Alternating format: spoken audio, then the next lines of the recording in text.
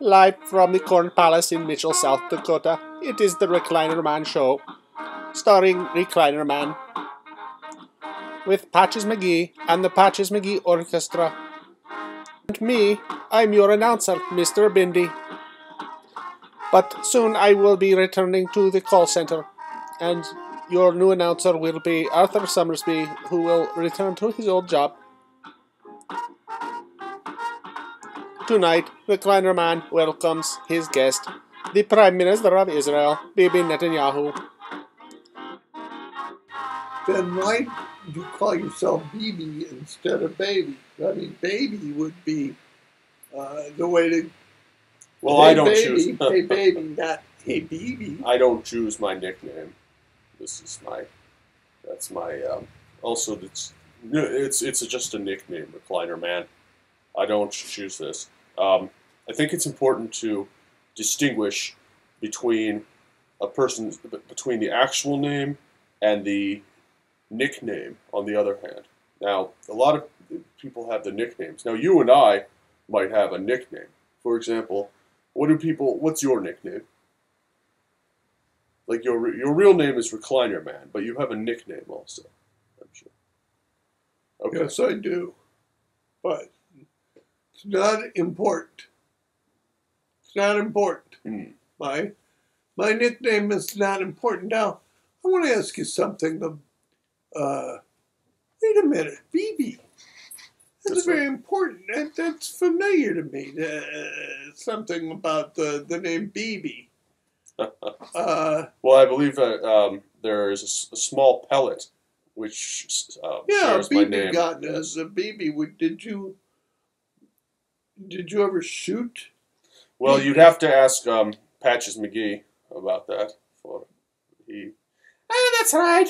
For I remember the days when Bibi, for that were his nickname, and when we were a couple of lads, and we were growing up in Dublin and Tel Aviv, for we spent half of our time here, but in the winter it would get cold, and we would go down to Tel Aviv, but in the summer it grew humid in Tel Aviv, and so Bibi would come up to Ireland, and we were bosom buddies, we were.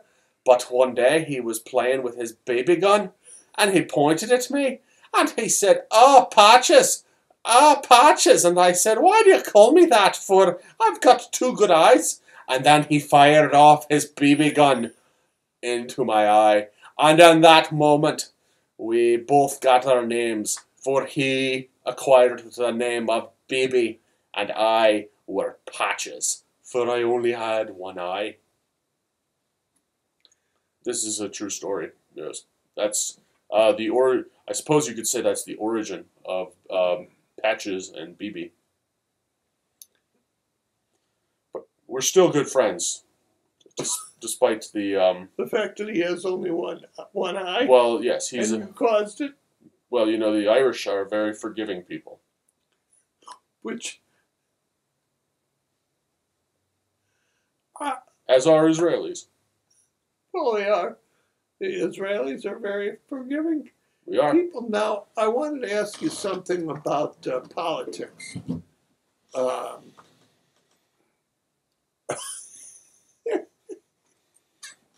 Let's both relax. That'll be great. Have a good recline. Let's have a good recline. Let's have a good recline. You know, things are so tough in the world. Everybody needs a good recline, especially in the. And by the way, are you related to Bieber? Justin Bieber? Yes. Are you? Yes. Is this because of his song "Baby"? You're asking? Well, also because your name is Bibi. Oh yes. Are you Bieber related? I actually don't. I don't believe. We might be distantly related. Well, I'll tell you. You know, Bieber and I have a lot in common because the Americans and Israelis share a common bond of friendship and values.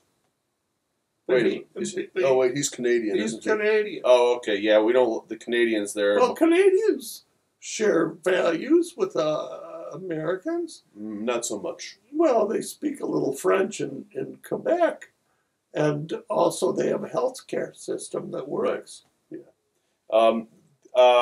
Canada is. They have a different anthem. I don't know. It's a very nice anthem. There's so many countries. I really don't have time to pay attention to all of them. I've never actually learned anything about Canada. Have you been to Belarus? Of course, yes. Belarus is a great country, a friend of Israel. What about? Let's talk about South Korea. Oh, okay. Yeah. Oh, South Korea's. Oh, I don't know how you do it. How do you? Ooh, I'm all reclined out. Oh, South Korea is a wonderful, with their Annyeong Haseos and their, the South Korean people and the Israeli people have a great deal in common. We have our common values. We both like spicy food. Yes, and Pam was here. She did a great interview, and I'm going to ask you Yes, some she's a questions. good friend. Israel has no better friend than Pam. So let's ask you this. Mm-hmm. All right, here are some All right. questions from the great interviewer, Recliner Man. Okay. Now, are these questions that your audience has tweeted? No, these are actually questions that. Number one.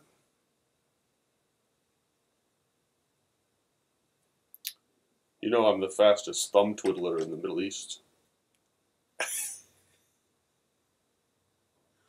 Paxton or Pullman? Backwards, too. Paxton or Pullman?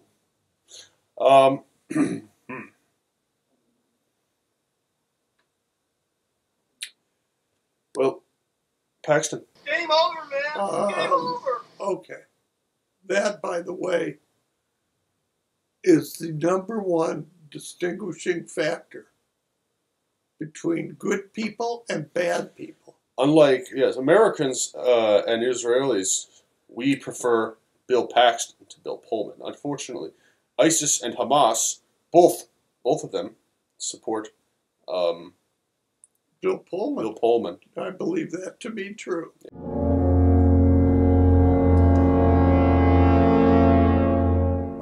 Your favorite flower? My favorite flower would be Rose of Sharon. What is your favorite color? My favorite color?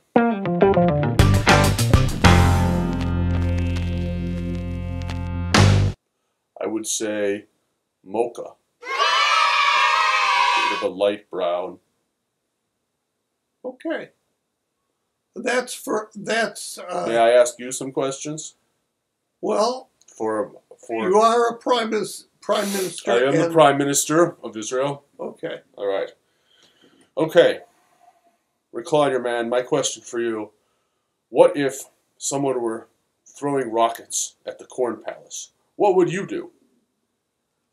What kind of weapons do I have at my disposal is the first question. Well, you have you have a very modern military arsenal.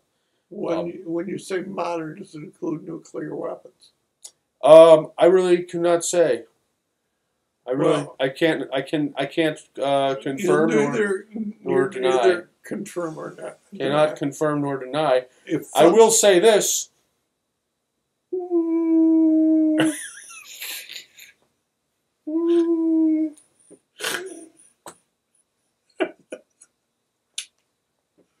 I guess what you're saying is